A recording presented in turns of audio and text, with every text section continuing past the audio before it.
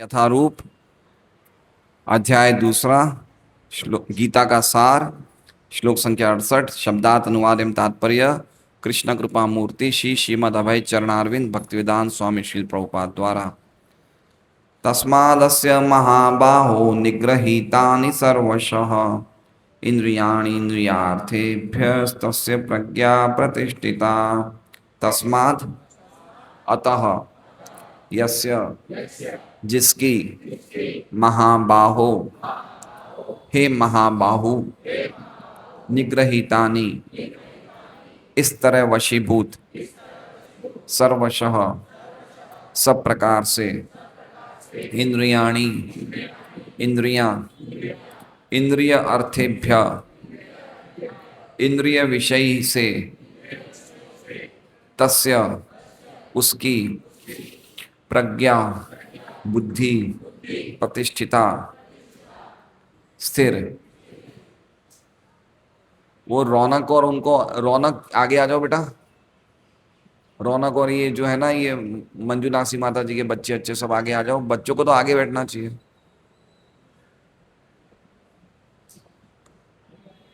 अनुवाद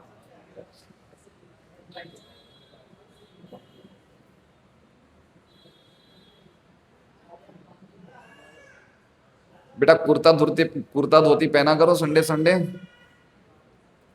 सुंदर लगोगे। जल्दी शादी होगी तुम्हारी।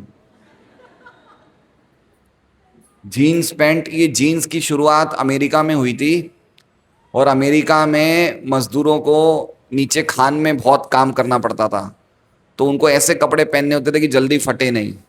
तो ऐसे जीन्स कंपनी की शुरुआत हुई, जीन्स के पैंट्स की। तो ये तो हमारी ड्रेस नहीं है।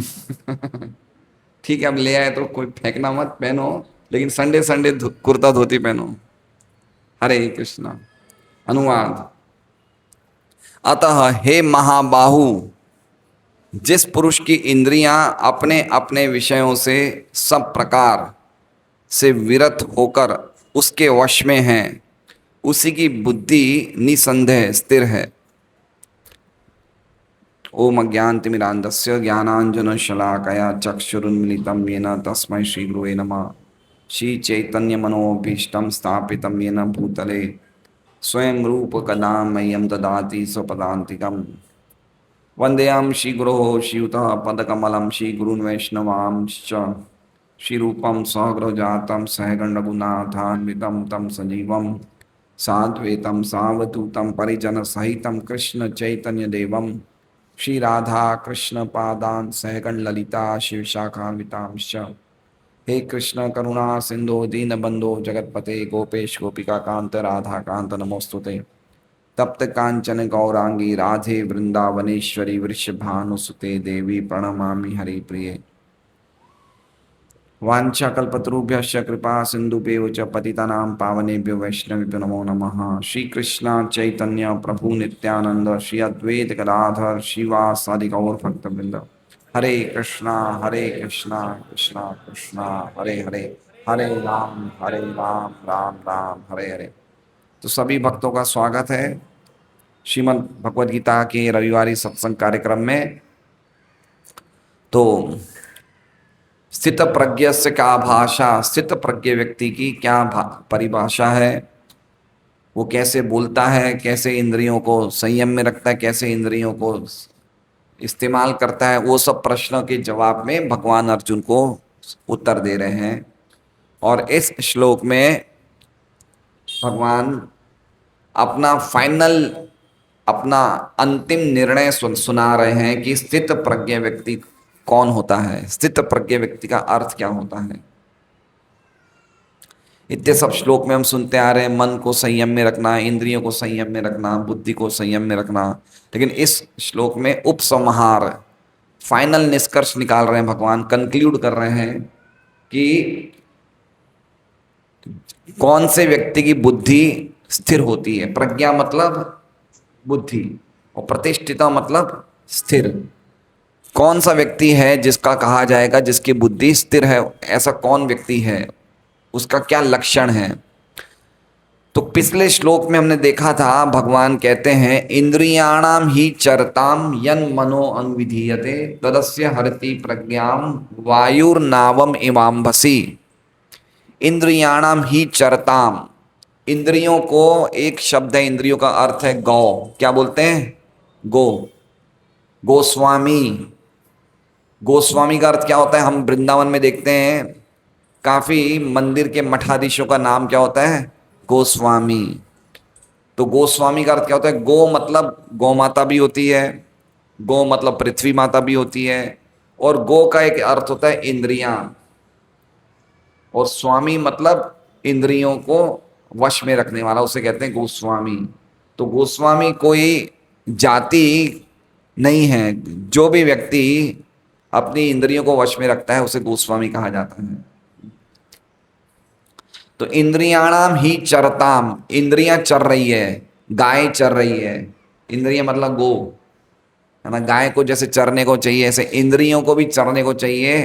तो चरते चरते जब इंद्रियां अपने विषय को ग्रहण करती है, इंद्रियाणाम ही चरताम यन मनो अनुविधीयते, और उस किसी भी एक इंद्रिय पे मन अगर ध्यान देता है तो एक इंद्रिय क्या करता है? तदस्य हरति प्रज्ञाम, वो बुद्धि को खींच लेती है, बुद्धि को हर लेती है। वो एक इंद्रिय, सिर्फ एक इंद्रिय जिस पे मन फोकस करता है, वो इंद्रिय क्या करती है? बुद्धि को हर लेती है, खींच लेती है।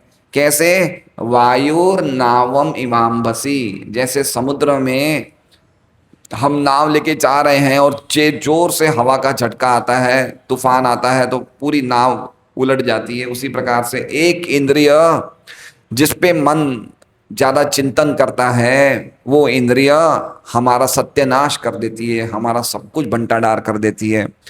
आप लोगों को पता है कि जगत में सभी प्रकार के जो दुख हैं, पारिवारिक समस्या है या कोई घरेलू समस्या है या कोई व्यापारिक समस्या है, कोई भी किसी के साथ शत्रुता है, सबका कारण क्या है? क्या कारण है सबका? हमारी इंद्रियां कंट्रोल में नहीं है ना? इंद्रियां हमारी कंट्रोल में नहीं है। हमें जब क्रोध आता है तो हमें लगता है कि बस हमें बोलना ही है, हम रुक नहीं सकते। जब काम भावना सवार होती है तो फिर जितनी एक बार मन उस चीज को ध्यान देता है तो फिर बुद्धि काम ही नहीं करती है। भगवान का चिंतन विंतन सब साइड पे हो जाता है ना? एक इंद्रियों पे अगर मन फोकस करता तो एक इंद्रिय हमारा सत्यानाश कर देती है। तो ये बता रहे हैं भगवान पिछले श्लोक में कि एक इंद्रिय भी काफी है हमारी बुद्धि हरने में। इसलिए अतएव क्या क्या करें? अतः, क्या श्लोक शुरू हो रहा है? तस्मात्, तस्मात् मतलब इसलिए। अतएव कहां से शुरू हो रहा है श्लोक? तस्मात्, तस्मात् मतलब इसलिए। इसलिए यस्य, यस्य मतलब जिस व्यक्ति की, यस्य मतलब जिस व्यक्ति की, महाबाहो, हे अर्जुन तुम महाबाहो हो। तो मेरे से सुनो, जिस व्यक्ति की निग्रहितानि सर्वश, निग्रहितानि मतलब उसने निग्रह किया है, उसने दमन किया है, सर्वश सभी प्रकार से, सभी परिस्थिति में, सभी स्थान में, सभी काल में, सभी इंद्रियों को, सर्वश सब पे लागू हो जाता है। क्या निग्रह किया है? इंद्रियाणी इंद्रियार्थेभ्य, इंद्रियों को निग्रह किया किस पे से? उनके इंद्रिय विषयों पे। इंद्रिय विषयों से इंद्रियों को उसने खींच लिया है, वापस पीछे खींच लिया है। सभी समय, सभी परिस्थिति में, सभी इंद्रियों को, सभी हर काल में ऐसे व्यक्ति की है महाबाहु तस्य प्रज्ञा प्रतिष्ठिता, उस व्यक्ति की बुद्धि जो है वो फिक्स्ड अप है, स्थिर है ना? तो ये कंक्लूजन दे रहे हैं कि स्थित प्रज्ञा व्यक्ति, प्रज्ञा प्रतिष्ठित का अर्थ क्या है? कि जिसने सभी इंद्रियों को सभी समय में, सभी स्थान में उन्हें निग्रह कर लिया है, इंद्रियों को उनके इंद्रिय विषयों से खींच लिया है, उसकी बुद्धि जो है तस्य प्रज्ञा प्रतिष्ठिता। उसका फाइनल कंक्लूजन भगवान बता रहे हैं। तो ये हमें इंद्रियों को इंद्रियों के विषय में लगाने से बहुत बड़ा खतरा है। भक्तों को नहीं है, लेकिन जो भक्त नहीं है उनको बहुत बड़ा खतरा है। जो भक्त हैं वो इंद्रियों को इंद्रियों के विषय में लगाते हुए भी चूंकि भगवान की सेवा में लगे रहते हैं इसलिए बचे हुए रहते हैं, लेकिन जो भक्त नहीं है वो कितना ही इंद्रियों को इंद्रियों के विषय से बचाएंगे, लेकिन चिंतन करने मात्र से उनका सत्यानाश हो जाएगा। इसलिए भगवान कह रहे हैं इस श्लोक में कि सदैव जो व्यक्ति इंद्रियों को भगवान की सेवा में लगाए रखता है, तो इसलिए ये बहुत बड़ा अभ्यास है। भगवान गीता जी में क्या कहते हैं, अर्जुन क्या बोलता है कि हे भगवान आप जो ये हमें योग बता रहे हैं, योयम योगस्त्वया प्रोक्त सामयन मधुसूदन एतस्याहं न पश्यामि चंचलत्वा स्थितिम स्थिराम, कि जो आप हमें योग की शिक्षा दे रहे हैं ये आज की तारीख में व्यवहारिक नहीं है, क्योंकि मन बड़ा चंचल है। चंचल ही मना कृष्ण प्रमाथि बलवद दृढ़म, जिद्दी है, हटी है, बहुत ज्यादा चंचल है। तस्य हम निग्रह मन्ये वायोर इव सुदुष्करम, वायु जैसा बड़ा मुश्किल है मन को कंट्रोल करना।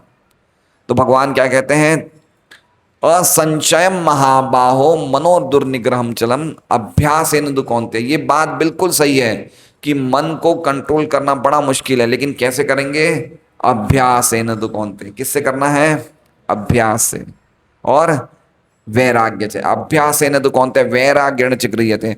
कुछ लाइटें थोड़ी बंद चालू कर दीजिए बीच में।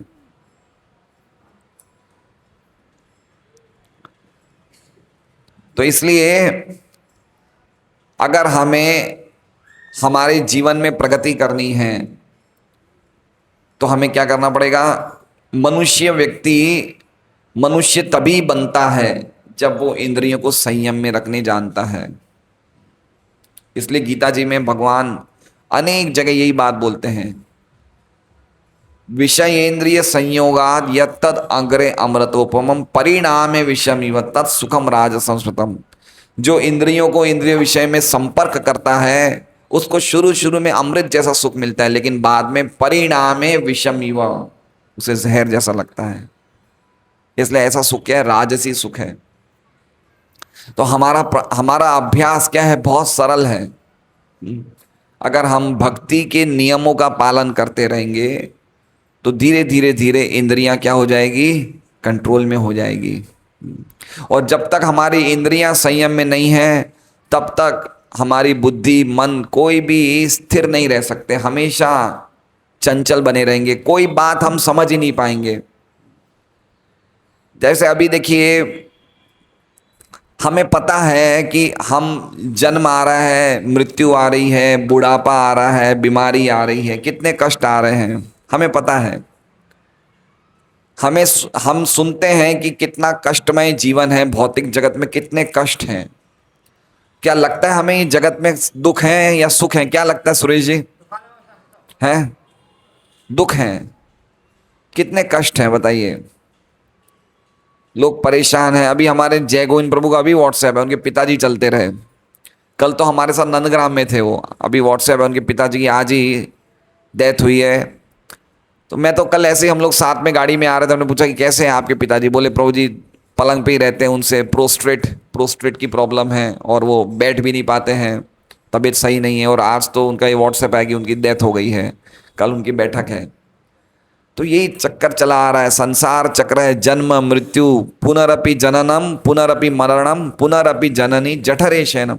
लेकिन हमें लगता है हम सुखी हैं, क्यों, क्योंकि इंद्रियां कंट्रोल में नहीं है, इसलिए बुद्धि शुद्ध नहीं हो रही है। हमारी बुद्धि हर ली है ना, इंद्रियों ने बुद्धि को हर लिया, तो बुद्धि अपना काम नहीं कर रही है, तो हम समझ नहीं पा रहे हैं। बुद्धि हमारी इतनी बैठ गई है नीचे कि हमें पता ही नहीं चल रहा कि जगत दुखालय में, यद्यपि हम देख रहे हैं पश्यन अपि न पश्यति, देख रहे हैं कि कितना कष्ट है, लेकिन फिर भी नहीं समझ पा रहे हैं। देहापत्य कलत्रादिश आत्मसैन्य असत्सवी तेषाम प्रमत्तो निधनम पश्यन अपि न पश्यति। हमें लग रहा है कि ये देह है, हमारे बच्चे हैं, हमारी पत्नी है, हमारा परिवार है, ये हमें बचा लेगा, लेकिन कोई नहीं बचाएगा। मृत्यु के टाइम पे कोई बचाने वाला नहीं है।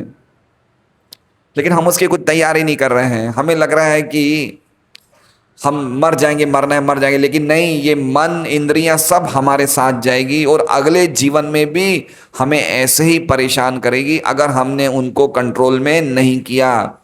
आपके घर में गृह प्रवेश है, आप पंडित जी को बुला लीजिए, पूजा करवा लीजिए। आपके घर में शादी है, पंडित जी को बुला लीजिए, 7 फेरे करेंगे, 7 फेरे करवाएंगे, मंत्र मंत्र बोलेंगे। सब काम दूसरा व्यक्ति कर सकता है, लेकिन इंद्रियों और मन को कंट्रोल करने के लिए हम पंडित जी को बुलाएंगे, कोई काम नहीं होगा। हमें खुद को करना पड़ेगा। और जब तक हम नहीं करेंगे, ये हमें ऐसे ही परेशान करता रहेगा जन्म जन्मांतर। एक जन्म में नहीं, अगले जन्म में भी यही मन बुद्धि अहंकार हमारे साथ जाएगा। ऐसा नहीं समझना चाहिए कि इस जीवन में मैं इंद्रियों को संयम में नहीं रखूं, मन को संयम में नहीं रखूं, मर जाएंगे तब तो सब चला जाएगा। नहीं, मृत्यु के टाइम पे क्या होता है? मृत्यु के टाइम पे ये स्थूल शरीर जल जाता है। कोई लोग जलाते हैं, कोई लोग जमीन में दफनाते हैं, कोई लोग ऐसे ही फेंक देते हैं। स्थूल शरीर नहीं रहता है, लेकिन सूक्ष्म शरीर, सूक्ष्म शरीर किससे बनता है बबूत राम जी? सूक्ष्म शरीर क्या होता है? सूक्ष्म शरीर किससे बनता है? मन बुद्धि अहंकार। तो सूक्ष्म शरीर आत्मा को लेके निकल जाता है, स्थूल शरीर रह जाता है, और सूक्ष्म शरीर मन बुद्धि अहंकार लेके निकल जाता है। मन कौन सा है? जो मन हम कंट्रोल में नहीं कर पा रहे, वही मन आत्मा को लेके जाता है, और फिर वापस वो एक और शरीर में प्रवेश कर जाता है हमारे कर्म और इच्छाओं के अनुसार, और वही मन वापस हमें परेशान करता रहता है। और हो सकता है अगला जीवन क्या पता हमें मनुष्य मिले या नहीं मिले, भारतवर्ष में मिले या नहीं मिले, है ना, भक्तों का संग मिले या नहीं मिले। क्या हम रिस्क ले रहे हैं? क्या हम रिस्क ले रहे हैं? बहुत बड़ा रिस्क ले रहे हैं, है ना। हम सब कुछ काम करते हैं, व्यापार कर रहे हैं, अपना घर बना रहे हैं, सब काम में हम कितने व्यस्त हैं, लेकिन इंद्रियों को कंट्रोल नहीं कर पा रहे। इसलिए इंद्रियों को कंट्रोल करना ही असली हमारी तरक्की है। और ये ऐसे नहीं होगा, एक दिन में नहीं होगा, इसका अभ्यास करते रहना पड़ेगा, दिन पर दिन अभ्यास करते रहना पड़ेगा, नहीं तो कंट्रोल में नहीं होगी ये। तो क्या बता रहे हैं? प्रज्ञा प्रतिष्ठा का क्या मतलब बता रहे हैं? माताएं आप लोग थोड़ा आगे आ जाइए, और अगली बार से ना आगे बैठा करिए, क्योंकि पीछे फिर माताओं को सुनाई देने में दिक्कत आ जाती है, हैं? पीछे ज्यादा आवाज आती है, लेकिन पीछे ट्रैफिक की भी आवाज आती है ना, थोड़ा आगे रहेंगे तो थोड़ा कंसंट्रेट कर सकते हैं। तो मेरा कहने का मतलब ये है कि इंद्रियों को इंद्रियों के विषयों में लगाने से हमें बहुत बड़ा खतरा है। अच्छा, आज इंद्रियों को कंट्रोल करना आसान है मुश्किल है? बहुत मुश्किल है। आसान है मुश्किल है? बहुत मुश्किल है। आज हम लोग प्रचार करने गए थे वेसू में, राजहंस क्रेमोना, उस बिल्डिंग में गए। जिस घर में गए टीवी चालू है, बच्चों का नाश्ता आ रहा है, हॉलीडे भाई, संडे है आज तो, बच्चे भी वहीं खा रहे हैं, पिताजी भी वहीं खा रहे हैं, बैठ के टेबल के सामने टीवी देख रहे हैं, खाए जा रहे हैं। एकादशी के कोई ठिकाने नहीं, एकादशी कोई कर रहा है नहीं कर रहा है, कोई मतलब नहीं है। वो बच्चों को बोलते हैं कि बाप बोलता है बच्चों को, बेटा कोई मेहमान है, टीवी तो बंद करो। बच्चों को टीवी बंद ही नहीं करना, वो टीवी चालू रखना है ना। बच्चे टीवी पे मस्त हैं, बड़े मोबाइल पे मस्त हैं। मोबाइल क्या कर रहा है, टीवी क्या कर रहा है? हमारी इंद्रियों को खींच रहा है ना। इंद्रियों को खींच रहा है, इंद्रिय विषय में लग रही है, बुद्धि डल हो गई, बुद्धि में कोई चेतना, कोई ज्ञान, कुछ नहीं है, खाली रह गया। जैसे कहा जाता है, भागवत में उदाहरण दिया गया है जैसे आपके घर में रसोई में पानी का मटका है, क्या है? पानी का मटका है, और पानी के मटके में थोड़ा लीकेज है, दिख नहीं रहा है हमें, तो हम पानी भरते हैं तो धीरे धीरे धीरे पानी क्या होता है, रीस जाता है, कब मटका धीरे धीरे धीरे खाली हो जाता है। तो उसी प्रकार से हम लोग बड़े बुद्धि पूर्वक कार्य कर रहे हैं, इतने होशियार है, अपने व्यापार में, अपनी नौकरी में, सब काम धंधे में, परिवार का पालन पोषण करने में बड़े होशियार हैं, लेकिन बुद्धि में दिव्य बुद्धि, दिव्य ज्ञान स्थित नहीं हो रहा है, क्योंकि इंद्रिय विषय में लगी हुई है। इसलिए कुछ ज्ञान की बात ठहरती नहीं है। जैसे मटके में पानी नहीं ठहरा, वैसे दिव्य ज्ञान की बातें मन में, चेतना में ठहरती नहीं है। हम समझ भी नहीं पाते हैं कि हम कितना कष्ट पा रहे हैं। ये संसार में, एक जगह आज भागवत में पढ़ रहा था, प्रभुपाद लिखते हैं कि व्यक्ति को इतना बुद्धिशाली तो होना चाहिए कि वो देखे कि हम अभी छोटे थे, अभी बड़े हो रहे हैं, कुछ बड़े होते हैं, शरीर ढल रहा है, मृत्यु आ रही है, तो ऐसा क्यों होता है? व्यक्ति को इतना बुद्धिशाली तो होना चाहिए, ये सब चीज़ें सीखें, समझें ऐसा क्यों हो रहा है। हमारे में इतनी बुद्धि नहीं, हम नहीं सोचते हैं कि कुछ समय के बाद ये शरीर क्षीण होगा, सब कुछ, हम मृत्यु को प्राप्त होएंगे, वापिस जन्म। हम पश्यन अपी न पश्य, देख नहीं पा रहे हैं। क्यों नहीं देख पा रहे हैं? इंद्रियां कंट्रोल में नहीं है। हमें जो देखना है तुरंत मोबाइल देख लेते हैं, जो सुनना है तुरंत कुछ सुन लेते हैं, किसी से बात करनी है तुरंत फोन पे बात कर लेते हैं, पता है ना। तो ऐसे क्या हो रहा है? ऐसे हमारा बुद्धि खत्म हो रही है, बुद्धि डल हो गई पूरी,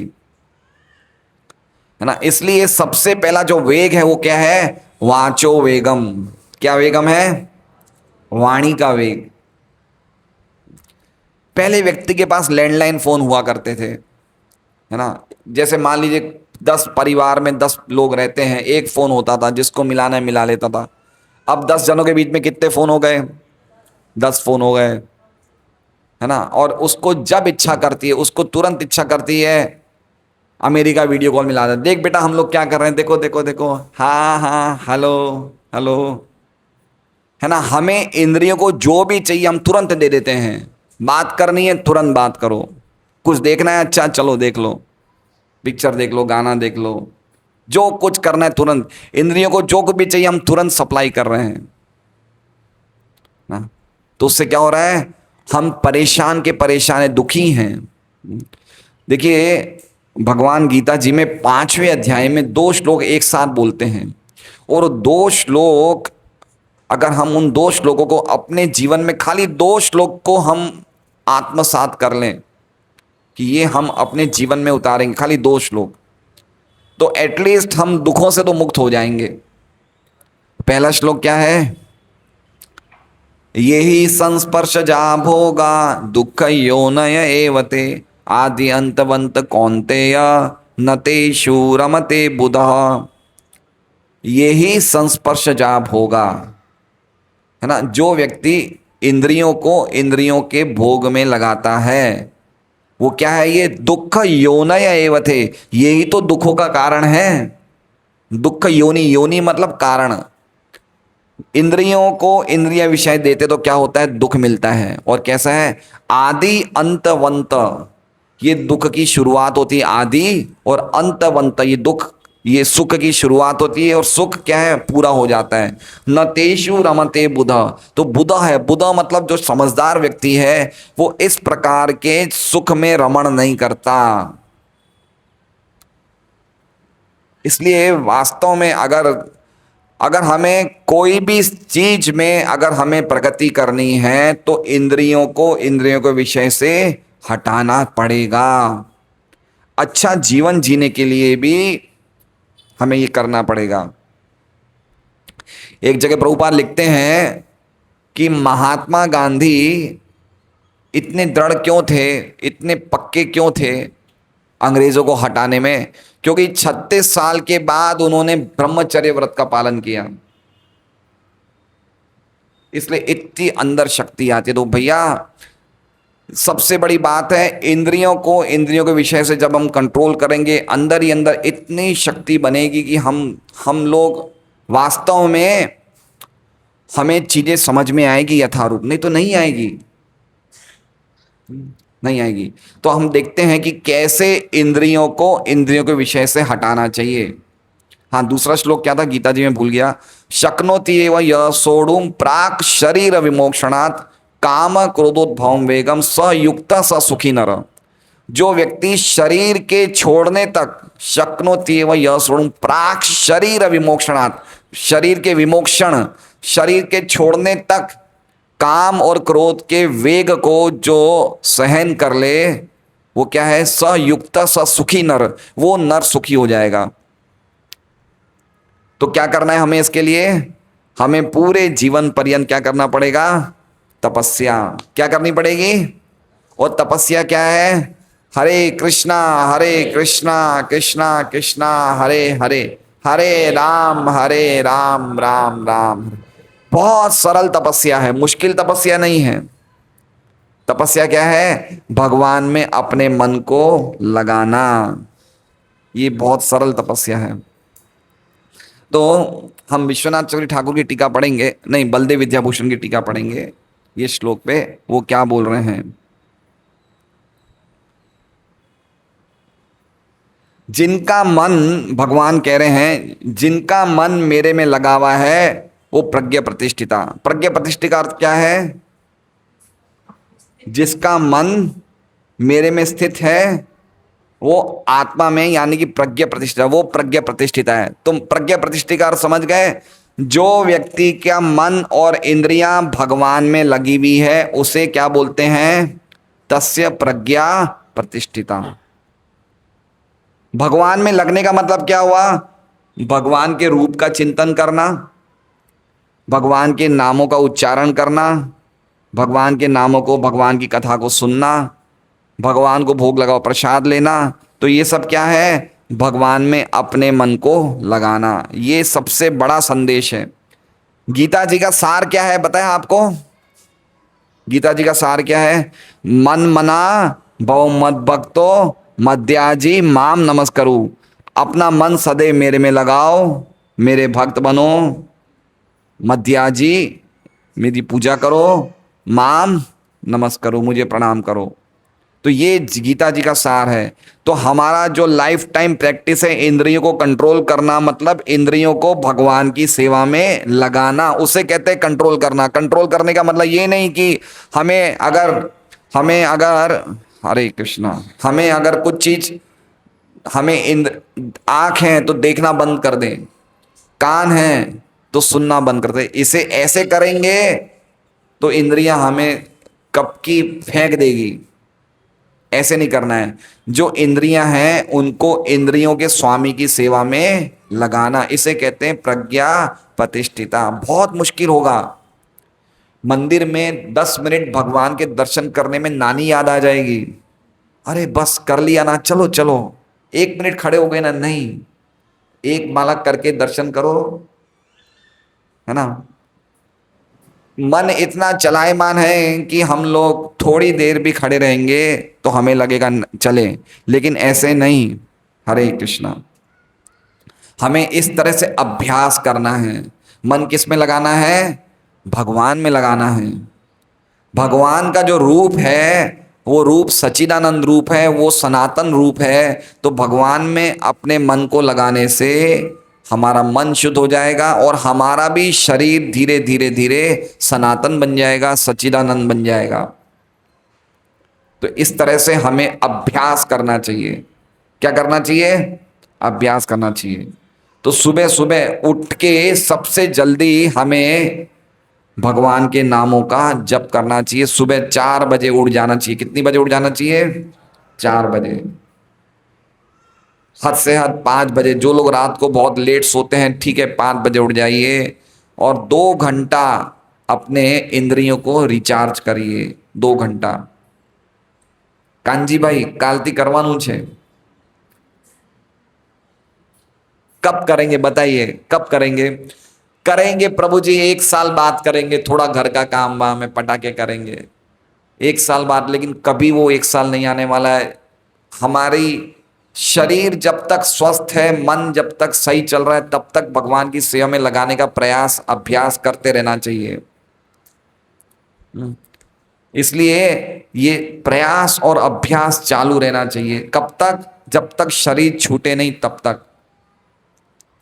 तो क्या कह रहे हैं बलदेव विद्याभूषण? कह रहे हैं कि जिसका मन मेरे पे स्थित है वो प्रज्ञा प्रतिष्ठिता, उसकी बुद्धि स्थिर है। हे महाबाहु, अब क्या लिख भगवान क्या अर्जुन को कह रहे हैं? हे अब ये देखिए, जब भगवान अलग अलग नामों से अर्जुन को पुकारते हैं तो उनके पीछे बहुत बड़ी बात होती है। तो महाबाहु क्यों कहा? तो कह रहे हैं बलदेव विद्याभूषण कि हे महाबाहु, तुम तो अपने शत्रुओं को बड़ा हरा देते हो ना। क्या बोले? कि जैसे तुम अपने शत्रु को हराते हो वैसे अपनी इंद्रियों को भी हराओ। इसलिए क्या कह रहे हैं? महाबाहु। अर्जुन ने बहुत सारे युद्ध अकेले जीते थे। एक युद्ध विराट नगर में युद्ध हुआ था, जब कौरवों ने एक साथ विराट नगर पे हमला किया था और अर्जुन तब अज्ञातवास में थे, बृहन्नला बने हुए थे, है ना। तो अकेले ही अर्जुन राजा विराट के पुत्र के साथ युद्ध करने चले जाते हैं और अकेले अर्जुन पूरी कौरव सेना को हरा देते हैं, जिसमें भीष्म भी थे, द्रोण भी थे, कर्ण भी थे, दुर्योधन भी थे, सब लोग थे, सबको हरा देते हैं। तो इसलिए भगवान क्या कह रहे हैं? महाबाहु। महाबाहु मतलब तुमने शत्रुओं को तो हराने में बड़ी ताकत बताई, अब किस में ताकत बतानी है? इंद्रियों को वश करने में। क्योंकि इंद्रियों को वश करना शत्रुओं को वश करने से भी बहुत ज्यादा बड़ी बात है। इंद्रियां भी तो शत्रु है ना। क्या हर रही है? हमारी बुद्धि हर रही है, हमारा हृदय का धन, हमारी चेतना, ये सब हर रही है इंद्रियां। तो इंद्रियां भी बहुत बड़ी शत्रु है। गीता जी के 6 अध्याय के 5वें और 6 श्लोक में कहते हैं भगवान, उद्धरेत आत्मनात्मानं नात्मानं अवसादेत आत्मेवि आत्मनो बंधुर आत्मेव रिपुरात्मना बंधुरात्मात्मनस्तस्य येनात्मैवात्मना जिता अनात्मनस्तु शत्रुत्वे शत्रुत्वेवात्मशत्रुवत्। क्या कह रहे हैं? जिसने अपने मन को कंट्रोल कर दिया, मन उसके लिए क्या है? बहुत बड़ा मित्र है। लेकिन जो मन को कंट्रोल नहीं कर रहा है, मन क्या है? बहुत बड़ा शत्रु है। तो हमारा शत्रु कहाँ पे है? कहीं बाहर नहीं है। शत्रु कहाँ है? अंदर बैठे हैं। इंद्रियां, मन, ये शत्रु है। तो भगवान क्या कर रहे हैं?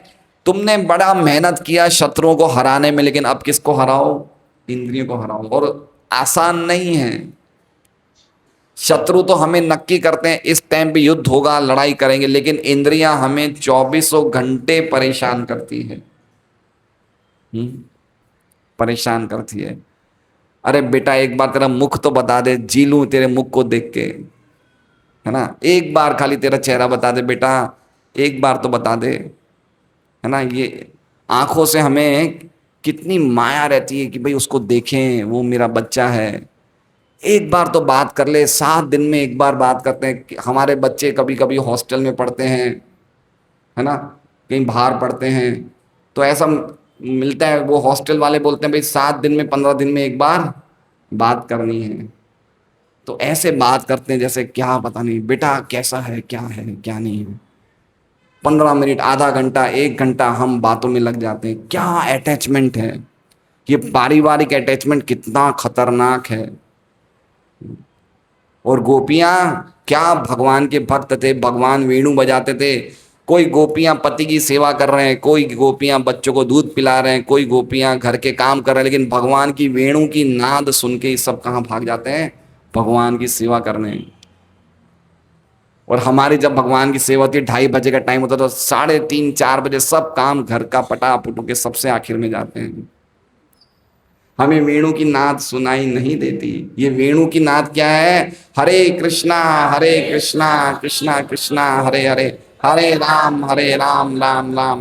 प्रभुपाद एक टीका में लिखते हैं, भगवान की वेणु की नाद है ये हरे कृष्णा महामंत्र। भगवान की वेणु, भगवान का ये दिव्य ध्वनि है बांसुरी की, वो निकलती है ना। ये वेणु की नाद जो है, अगर हमें भगवान के नामों का बराबर जप करेंगे, उपदेशामृत में आया है, स्यात् कृष्ण नाम चरितारि सुकीर्तनानुस्मृत्यो।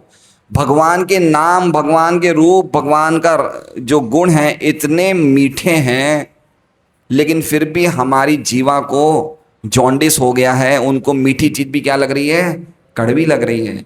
किंतु आदराद अनुदिनम खलु सेव दुष्टा, लेकिन कोई आदर पूर्वक रोज ये नामों का उच्चारण करेगा तो क्या होगा, स्वाद भी क्रमाद, धीरे धीरे हमें क्या मिलेगा, स्वाद मिलेगा। और हमारी जो ये जन्म मृत्यु की समस्या है ये जड़ से चली जाएगी, हमारी इंद्रियां कंट्रोल में हो जाएगी। इसलिए भगवान की भक्ति करने से, पर्टिकुलर ये नामों का उच्चारण करने से धीरे धीरे हमें पता चलेगा कि कैसे हमारे मन को, हमारी इंद्रियों को कंट्रोल मिल रहा है। और जैसे जैसे कंट्रोल तो ऐसे हम जीवन में सुखी होते जाएंगे। जीवन में सुखी होना ही नहीं होना है हमें। हिरण्यकश्यप के पास क्या नहीं था बताइए, लेकिन वो जीवन में सुखी नहीं था, वो परेशान था वो। और हम क्या है, हम भी हिरण्यकश्यप की चीजें तो प्राप्त करने का प्रयास कर रहे हैं, है ना, लेकिन हम सुखी नहीं हो सकते। जब तक इंद्रियों को भगवान की सेवा में नहीं लगाएंगे तब तक हम सुखी नहीं हो सकते, नहीं हो सकते। भगवान का क्या नाम है, ऋषिकेश। क्या नाम है, ऋषिकेश। और इंद्रियों को क्या बोलते हैं, ऋषिक बोलते हैं, ऋषिकाणी, है ना। तो ऋषिकेश की सेवा में जब तक इंद्रियां नहीं लगेगी तब तक भगवान, तब तक हमारी इंद्रियां शुद्ध नहीं होगी, है ना। भगवान कोई भी गंदी इंद्रियों से सेवा स्वीकार नहीं करते। इंद्रियां को क्या बनानी पड़ेगी, निर्मल, शुद्ध बनानी पड़ेगी।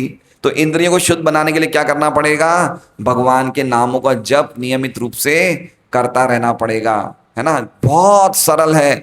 जितनी माताएं हैं, जितने प्रभु जी हैं, दिन में 2 घंटा भी प्रण ले ले कि आज मेरी उम्र 35 साल की हो गई है, अब मेरे जीवन में खाली 40 साल और बचे हैं, अगर मैं 75 साल का मरूंगा तो, लेकिन गारंटी नहीं है।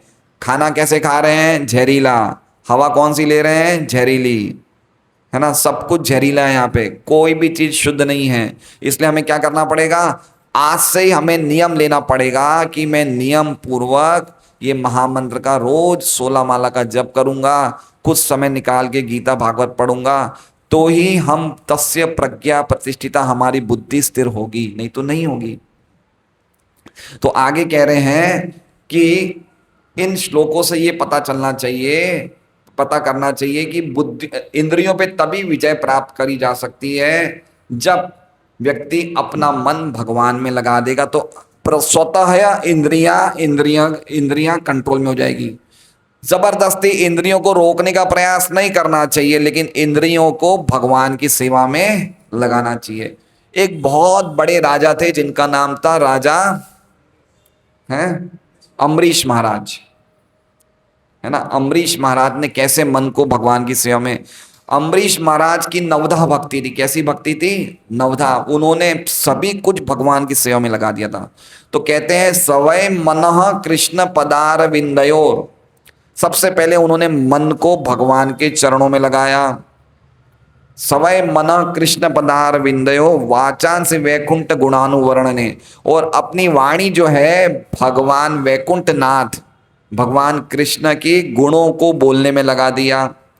करो हरेर मंदिर मार्जनादिशु, करो, कर्म मतलब क्या होता है, हाथ, हाथ को भगवान के मंदिर में मार्जन करने में लगा दिया। और श्रुतिम चकार कतोदया, और अपने कान को भगवान अच्युत की कथा सुनने में लगा दिया।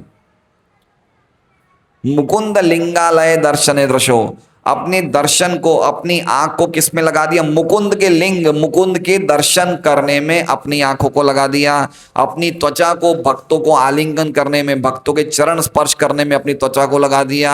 अपने नाक को घ्राणम तत्सरोज सौरभे, भगवान को हम जब फूल चढ़ाते हैं, ये फूल माला भगवान को, उसमें सूंघने में नाक को लगा दिया। और श्रीमद तुलसिया रसनाम तदर्पिते, और भगवान को हम जब तुलसी चढ़ाते हैं वो तुलसी जीव पे रख दी, है ना। पादव हरे क्षेत्र पदानुसर्पणे, अपने पैरों को किस में लगाया, सत्संग जाने में, मंदिर जाने में, तीर्थ यात्रा जाने में पैरों को लगा दिया। शिरो ऋषिकेश पदाभिवंदने, सिर को किस में लगा दिया, भगवान के सामने झुकाने में लगा दिया। कामम च दास से, न तो काम काम है, और अपनी इच्छाओं को भगवान की इच्छा पूरी करने में लगा दिया। जो भगवान चाहते हैं वो मैं करूंगा। देखिए आपको कोई व्यक्ति को प्रसन्न करना है तो आपको क्या करना चाहिए? व्यक्ति की सेवा। मैं माता जी का नाम क्या नाम है? हैं? विलास मंजरी माता जी। विलास मंजरी माता जी, अगर कोई व्यक्ति को प्रसन्न करना चाहते हैं हम, तो हमें क्या करना चाहिए? हैं? क्या कह रहे हैं? भक्ति करनी चाहिए। हैं? सेवा। क्या करना चाहिए? हैं सुरेश जी? बहुत सुंदर। ये कभी कभी तो सही जवाब दे देते हैं। ये जो उसको पसंद है वो करना चाहिए, है ना? तो हमें क्या करना चाहिए भाई? आपको क्या चीज पसंद है आप बताइए, आप जो बोलेंगे वो हम करेंगे। यही तो मतलब होता है ना भाई। जिसकी सेवा करनी है उससे तो पूछे उसे क्या पसंद है। यही तो सेवा होती है ना। तो भगवान जैसे चाहते हैं हम उनकी सेवा करें, वो ही भक्ति है ना? भगवान से समझे तो सही वो क्या चाहते हैं, है ना? तो भगवान की बात मानना, उनकी बात के अनुसार काम करना, वो भक्ति है। तो ये अम्बरीश महाराज उदाहरण दे रहे हैं कि कैसे हमें हर एक इंद्रियां।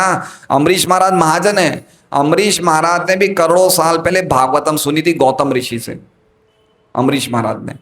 तो अम्बरीश महाराज ये हमें एक उदाहरण प्रस्तुत कर रहे हैं कि कैसे हमें हर एक इंद्रियां सेवा में, नहीं तो एक भी इंद्रियों को अगर अपना विषय मिल गया वो सत्यानाश कर दे। सभी इंद्रियों को सेवा में लगाना पड़ेगा। सर्वेश सर्वश सर्व इंद्रियाणि इंद्रियार्थ, सभी प्रकार से इंद्रियों को सेवा में लगाना पड़ेगा। तो कहीं जाके हमारी बुद्धि है तस्य प्रज्ञा प्रतिष्ठिता, हमारी बुद्धि जो होगी भगवान में लग जाएगी। तो ये भगवान, और ये टीका में हम आगे पढ़ रहे हैं, आगे बता रहे हैं।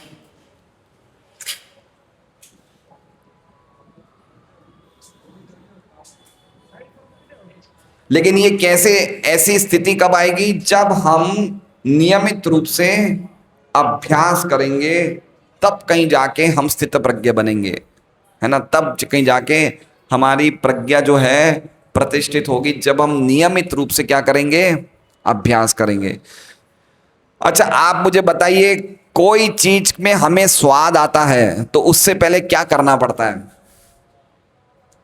क्या करना पड़ता है? जैसे मान लीजिए हम लोग कोई भी व्यापार कर रहे हैं या कोई नौकरी कर रहे हैं, उसमें इंटरेस्ट कब आता है हमारा? कब आता है? बच्चे स्कूल जाते हैं तो शुरू में उनका मन लगता है क्या? कब लगता है? कुछ समय के बाद लगता है। तो कैसे मन लग जाता है? जब वो उस चीज का अभ्यास करता है। अभ्यास करने से स्वाद आता है। हम चाहेंगे कि भाई आज मैं भगवान का नाम लूंगा, मेरा मन आज लग जाए, तो संभव नहीं है। हमें रोज अभ्यास करना पड़ेगा। आज हम कथा सुनेंगे तो आज तो कथा हमें अच्छी नहीं लग रही, अगली बार से नहीं आएंगे, ऐसा नहीं है। हमें हर रोज, हम यहाँ पे रोज कथा करते हैं, लेकिन आप लोग सब संडे को ही आते हैं, बाकी दिन क्यों नहीं आते? हम तो अगर 400 लोग हर रोज आते, 400 लोगों का प्रसाद बनाए हम तो। हमारे पास इतने स्ट्रांग भक्त हैं, इतनी लकड़ी का स्टॉक है हमारे पास लकड़ियां बहुत मिल रही है ना? तो आप लोग की हिम्मत चाहिए आने के लिए, प्रसाद हम खिलाने के लिए तैयार हैं। तो क्यों नहीं रोज खाते हैं हम, रोज कथा क्यों नहीं सुनते हैं? रोज सुनेंगे, रोज बोलेंगे, रोज हरि नाम लेंगे, रोज प्रसाद लेंगे, तो कहीं जाके हमारा मन लगेगा। हफ्ते में एक दिन कथा सुनना बहुत अच्छी बात है, लेकिन अगर डेली सुने तो क्या दिक्कत है? हफ्ते में क्या एक ही दिन स्नान करते हैं क्या हम लोग? दिन में 2 टाइम 3 टाइम खाते हैं, दिन में स्नान करते हैं, रोज करते हैं, 2 बार करते हैं। तो कथा क्यों नहीं रोज सुनना चाहिए? मेरे हिसाब से प्राय तो आप लोग सब 1-2 किलोमीटर के अंदर ही अंदर आते हैं, रोज सुनिए कथा। तो कहीं जाके भगवान में मन लगेगा। धीरे धीरे हमें पता चलेगा कि हम शरीर नहीं है, हम आत्मा हैं। जब ये पता चलना शुरू हो जाएगा कि हम शरीर नहीं हम आत्मा हैं, धीरे धीरे आप लोगों से दुश्मनी करना बंद कर दोगे, लोगों से द्वेष करना बंद कर दोगे, लोगों के कल्याण के बारे में सोचना शुरू करोगे। आपके हृदय में आनंद बढ़ने लग जाएगा, बढ़ने लग जाएगा, बढ़ने लग जाएगा। यहाँ पे हो सकता है आपका पैसा व्यापार ऊपर नीचे चले, लेकिन जब ये आनंद बढ़ेगा तो इसके सामने आपको भौतिक सुख बिल्कुल चवन्नी लगेगा, कोई क्लास नहीं लगेगी। धीरे धीरे पता चलेगा, सब कुछ धीरे धीरे होगा अभ्यास करने से, कि हम शरीर नहीं, हम मन नहीं है, हम मन से अलग हैं, शरीर से अलग हैं, हम आत्मा हैं। फिर धीरे धीरे और प्रगति करेंगे और भक्ति करेंगे तो आपका हृदय भगवान में लगने लग जाएगा, आपके आंखों से आंसू निकलने लग जाएंगे, है ना। और अंतिम समय में आप ये शरीर छोड़ के वापस इस जगत में नहीं आओगे, भगवान के धाम जाओगे। भगवान के धाम हमें जाना चाहिए, नहीं जाना चाहिए? क्या हमें एक ऐसी दुनिया में जाना चाहिए जहां पे सृष्टि बार बार नहीं होती है?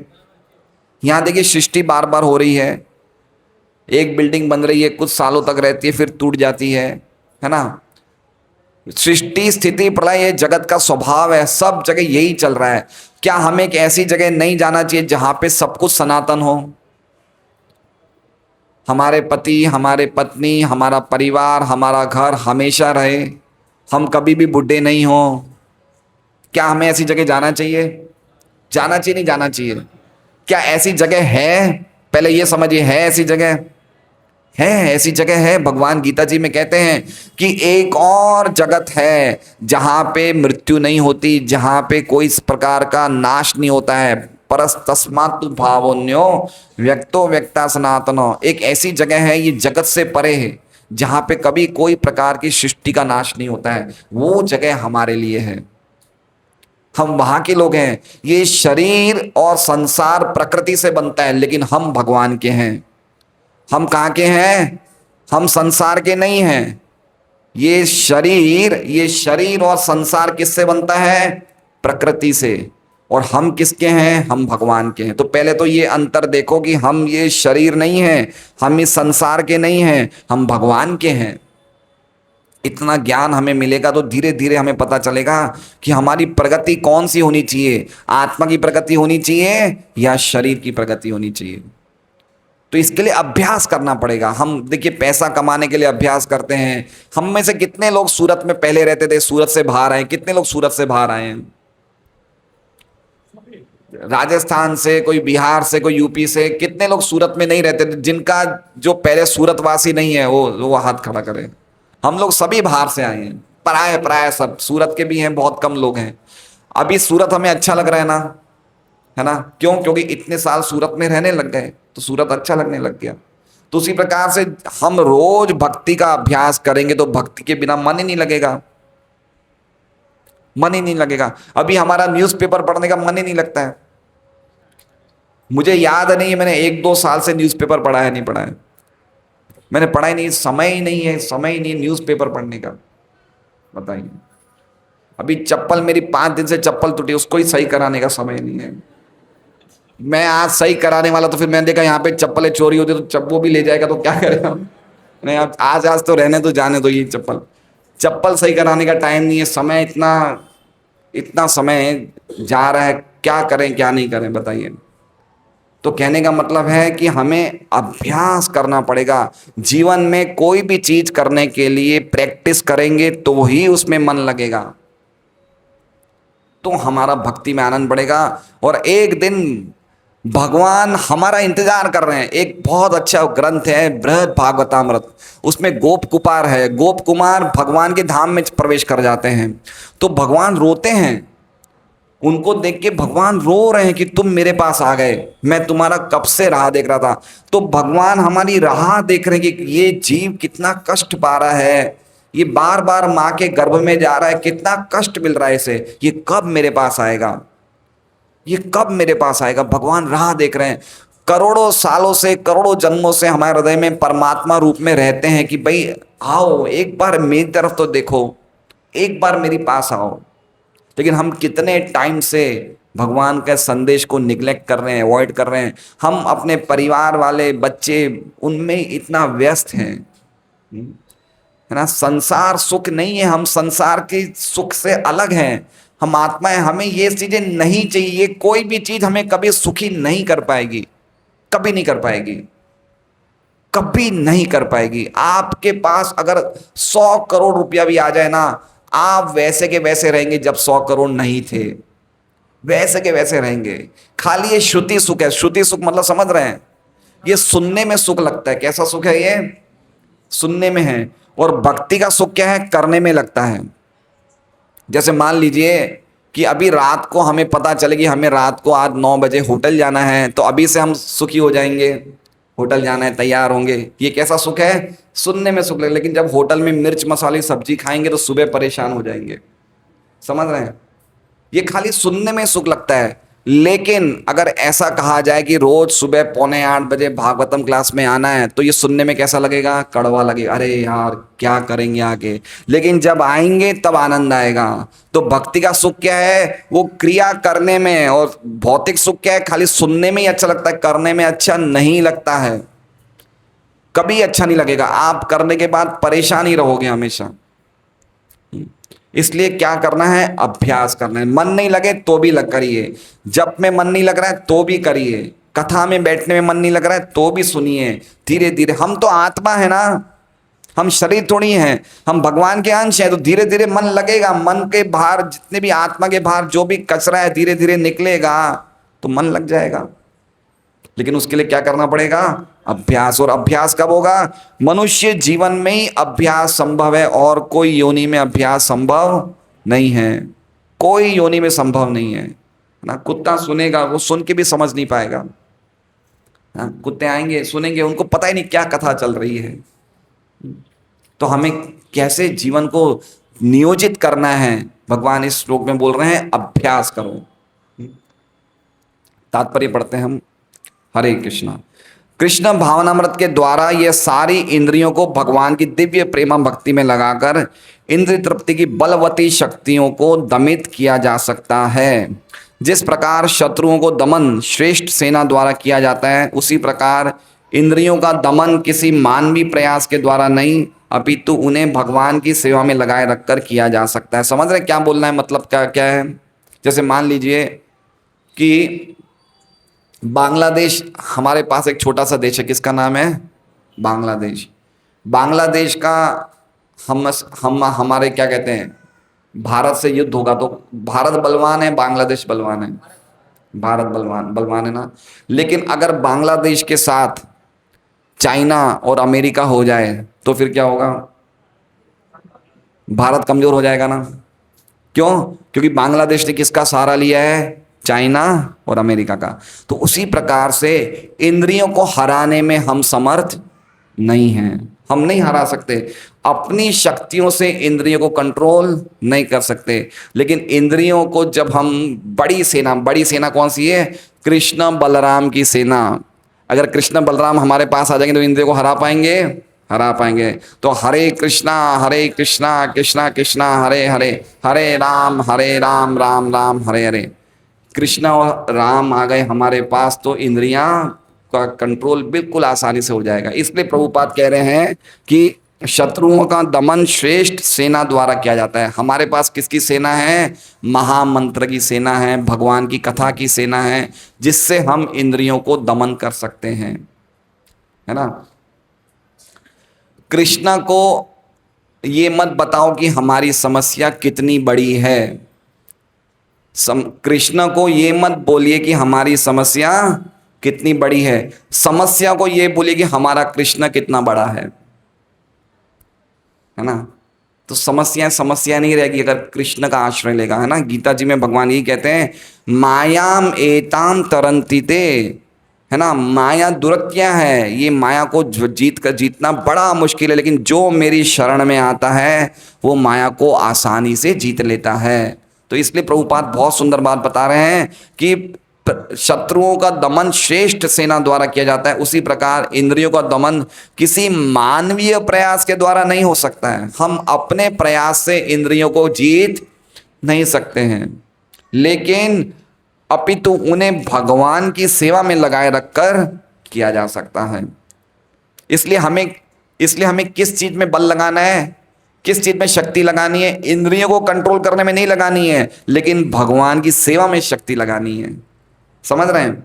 भगवान की सेवा शक्ति बहुत अच्छी तरह जप करूं, बहुत अच्छी तरह सेवा करूं, बहुत अच्छी तरह मैं कथा सुनूं, इसमें अपनी शक्ति बल देना है। इसलिए कह रहे महाबाहो। महाबाहो मतलब बहुत शक्ति लगाओ, लेकिन किस चीज में? भगवान की भक्ति में पूरी तरह से अपने आप को व्यस्त कर दो। वो सबसे बड़ी शक्ति है। अपनी ताकत से इंद्रियों को कंट्रोल करने पाएंगे? नहीं कर पाएंगे। उदाहरण कौन सा है? विश्वामित्र मुनि इसका उदाहरण है। 60,000 साल तक तपस्या करी, लेकिन मेनका के घुंघरू से वो विचलित हो गए। इसलिए पॉइंट यह है कि भगवान की सेवा में जब लगेंगे तो इंद्रियां अपने आप कंट्रोल हो जाएगी। जो व्यक्ति ये हृदयंगम कर लेता है कि कृष्ण भावनामृत के द्वारा बुद्धि स्थिर होती है और इस कला का अभ्यास प्रामाणिक गुरु के पथ प्रदर्शन में करता है, वो साधक अथवा मोक्ष का अधिकारी कहलाता है। तो साधक किसे कहा है? देखिए, साधक मतलब जो साधना करता है। साधक का अर्थ क्या है? भक्ति रसामृत सिंधु में बताते हैं रूप गोस्वामी, जो अपनी इंद्रियों को भगवान की सेवा में लगाते हैं उसे क्या कहते हैं? साधक। और इंद्रियां करेगी, आपकी इंद्रियां मात मानेगी नहीं, इंद्रियां नहीं मानेगी, आप बोलेंगे तो भी नहीं मानेगी, लेकिन फिर भी लगाइए। जबरदस्ती इंद्रियों को सेवा में लगाने से धीरे धीरे धीरे उसका मन बुद्धि सब कुछ जो होता है कंट्रोल हो जाता है। कैसे होता है? प्रामाणिक गुरु के पथ प्रदर्शन में। इसलिए जीवन में गुरु जरूर बनाना चाहिए। प्रामाणिक गुरु वो मनुष्य नहीं है जब तक गुरु को स्वीकार नहीं करता है ना। भगवान आए, भगवान ने गुरु को स्वीकार किया। भगवान राम के भी गुरु थे, श्री चैतन्य महाप्रभु के गुरु थे, कृष्ण के भी गुरु थे। उनको गुरु करने की कोई आवश्यकता नहीं है, वो तो भगवान है। लेकिन वो एक उदाहरण देते कि हमारे जीवन में एक प्रामाणिक गुरु होना चाहिए। और गुरु क्या कहेगा? वो कृष्ण भक्ति करो, ये ही करेगा। कभी गुरु ये नहीं बोलेगा कि मैं स्वयं भगवान हूं। ऐसे गुरु भी बहुत मार्केट में घूम रहे हैं, ये बड़े खतरनाक गुरु हैं। जो शिष्य गुरु को ही भगवान समझ लेता है और उसे ही बोलता है यही भगवान है, वो शिष्य भी नरक में जाएगा, गुरु भी नरक में जाएगा, है ना। तो गुरु का क्या काम है? गुरु का काम है भगवान से हमें मिलाना, शुद्ध भक्ति का मार्ग बताना। इसलिए गुरु का सम्मान भगवान की तरह ही करना चाहिए, लेकिन इस साथ साथ में समझना चाहिए कि गुरु स्वयं भगवान नहीं है। तो ऐसे शुद्ध भक्त जो गुरु के मार्गदर्शन में अगर हम भक्ति करेंगे तो धीरे धीरे धीरे इंद्रियां कंट्रोल में हो जाएगी। इसी जीवन में होगी। जीवन मुक्त, मृत्यु के पहले पहले जो व्यक्ति इंद्रियों को भगवान की सेवा में लगा लेता है वो क्या है? वो गुरु बन जाता है ना। वाचो वेगम मनस क्रोध वेगम जीवा वेगम उदर उपस्थ वेगम एतान वेगान विषेद धीर सर्वाम अपि मां पृथ्वी स शिष्यात्। जो व्यक्ति ये 6 चीजों को कंट्रोल कर लेता है। कितनी चीजों को? 6 चीजों को। कौन सा है? वाचो वेगम, वाणी का वेग। आज से हम नियम लेके किसी को भी गाली नहीं दें, गुटखा नहीं खाएं, चाय, प्रभु इतना मत बोलो प्रभु, चाय को कैसे छोड़ सकते हैं? कुछ समय तो चलने दीजिए। नहीं, चाय नहीं, कॉफी नहीं, दूध पी सकते हैं, गौ माता का दूध पी सकते हैं। चाय नहीं, कॉफी नहीं, बाहर का भोजन नहीं। यही तो असली तपस्या है। जो कृष्ण मुझे देंगे वो ही खाएंगे हम। इसे कहते हैं तपस्या। जीवा वेगम, वाचो वेगम, मनस क्रोध वेगम। मन के वेग को, मन में इतने सारे विचार आते लेकिन मन को वापस भगवान की कथा सुनने में लगाइए, नाम सुनने में लगाइए। क्रोध वेगम, क्रोध वेगम मतलब गुस्सा पूरी तरह से बंद करिए, ऐसा नहीं है। जो लोग भगवान के निंदा करते हैं, भगवान के भक्तों की निंदा करते हैं, उन पे गुस्सा बताइए, है ना। हनुमान जी ने क्या किया? क्रोध में पूरी लंका को जला दिया। अर्जुन ने क्या किया? क्रोध में सब कुरुओं को, कौरवों की सेना का नाश कर दिया। तो क्रोध भी सेवा में लगा सकते। किसकी सेवा में? भगवान की सेवा में। तो वेग का अर्थ समझ रहे हैं? इंद्रियों को भगवान की सेवा में लगाना। इंद्रियों को, क्रोध आ रहा है धर्म के कारण, हम धर्म की रक्षा करने में क्रोध को लगा रहे हैं, तो ये भगवान की सेवा है। ये क्रोध भी अच्छा क्रोध है, ये क्रोध भी अच्छा क्रोध है। तो वाचो वेगम, मनस वेगम, क्रोध वेगम, जीवा वेगम, जीवा का वेग, है ना। तो क्यों प्याज लहसुन खा रहे हो भाई? क्यों उल्टा सीधा बक बक कर रहे हो, मेंढक की तरह टर कर रहे हो? भगवान के बारे में बोलो, बोलने की इच्छा है ना। तो अभी क्लास के बाद बोलिए प्रभु जी क्या बताइए, हमें कुछ समझ में नहीं आ रहा है, हमें समझाइए। जीवा का वेग है, बोलेगी जीवा, तो भगवान की कथा सुनने में लगाओ ना। खाना है तो प्रसाद खाने में लगाओ। जीवा वेगम उदर वेगम, पेट का वेग, पेट को चाहिए, ये दिल मांगे मोर, मुझे और खाना है और खाना है, तो पेट को खिलाओ, लेकिन क्या खिलाओ? प्रसाद खिलाओ। उपस्थ मतलब जनेंद्रियों का वेग, संतान उत्पन्न करो, अच्छी उत्पन्न करो, मत करो ऐसा नहीं कहा है। यौन क्रिया से अच्छी संतान उत्पन्न करो, भगवान के भक्त उत्पन्न करो। तो इस प्रकार से जितने भी ये वेग हैं उनको भगवान की सेवा में लगाना है, उनको रोकना नहीं है, भगवान की सेवा में लगाना है। ऐसा जो व्यक्ति कर सकता है वो पूरी पृथ्वी में सभी को शिष्य बना सकता है। तो ये रूप गोस्वामी की शिक्षा है। ये बुक लिखी थी उन्होंने, उपदेशामृत, 500 साल पहले ये बुक लिखी थी। बहुत ही विशेष बुक है ये उपदेशामृत। ये हर भक्त को पढ़नी चाहिए उपदेशामृत, जिससे कि हम भक्ति के शुरू के नियमों को हमें पता चलेगा, भक्ति कैसे पालन करना चाहिए। हरे कृष्णा। श्रीमद् भगवद गीता की जय। शील प्रभुपाद की जय। हरे कृष्णा कृष्णा कृष्णा हरे हरे, हरे राम राम राम हरे हरे। तो आप सब भक्तों से निवेदन है, मनुष्य जीवन बहुत सुदुर्लभ है, समय बहुत कम है, इस शरीर में हम ज़्यादा समय रहने वाले नहीं हैं, ये शरीर को छोड़ना ही पड़ेगा एक ना एक दिन। हम लोग सब चिंतन करें कि आज हमारी अंतिम चिता शमशान घाट में जल रही है ना, शरीर जल रहा है, चिंतन करिए। चिंतन करने में क्या दिक्कत है? शरीर जल रहा है, हमारे सुंदर सुंदर ये नाखूनों को हमने पेडिक्योर कराया था, मैनिक्योर कराया था, कितने बालों को हमने काला कराया, कितना हमने ब्यूटी पार्लर में खर्चा किया, ये सब शरीर जल रहा है। क्या हो रहा है? सब शरीर जल रहा है। जितने शैम्पू की बोतलें खत्म करी, बालों में साबुन लगाए, सब शरीर एक एक करके करिए करिए चिंतन, कैसे शरीर जल रहा है ना। हाथ जल रहे हैं, कभी गए होंगे हम शमशान घाट, तो कैसे शरीर पिघलता है, सब नीचे गिरता है ना। हम करिए चिंतन, ज्यादा समय हम इस शरीर में नहीं रहने वाले।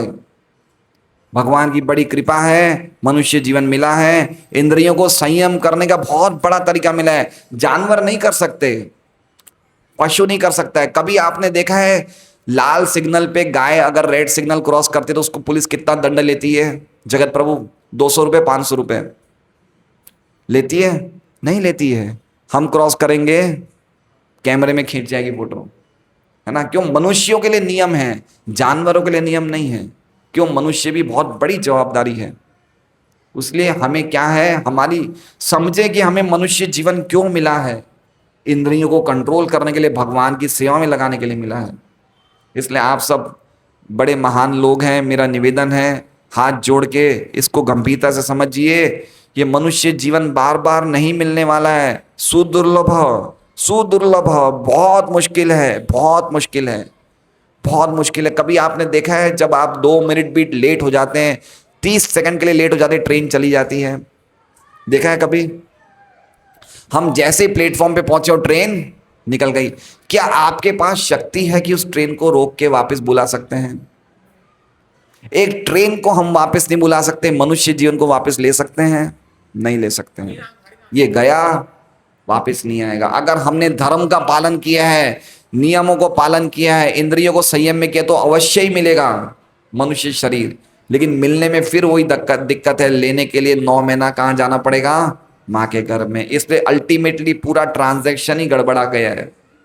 इसलिए इसी जीवन में अच्छी तरह भक्ति करके भगवान के धाम को प्राप्त करें। और इसलिए मेरा निवेदन है, जब हम लोग संडे को कीर्तन करते हैं तो हमें नृत्य करना चाहिए। क्या करना चाहिए? चैतन्य महाप्रभु ने हमें एक नई प्रणाली दी है, खाली भगवान के नामों का कीर्तन करने से, चैंटिंग, डांसिंग एंड फीस्टिंग, नृत्य करने से। जितना हम नृत्य करेंगे हमारा आनंद बढ़ेगा। जितना हम नृत्य करेंगे, सुन के लिख लीजिए, जितना हम नाचेंगे भगवान के नामों में। ये नाचना इस जगत का काम नहीं है, नाचना भगवान के धाम का काम है।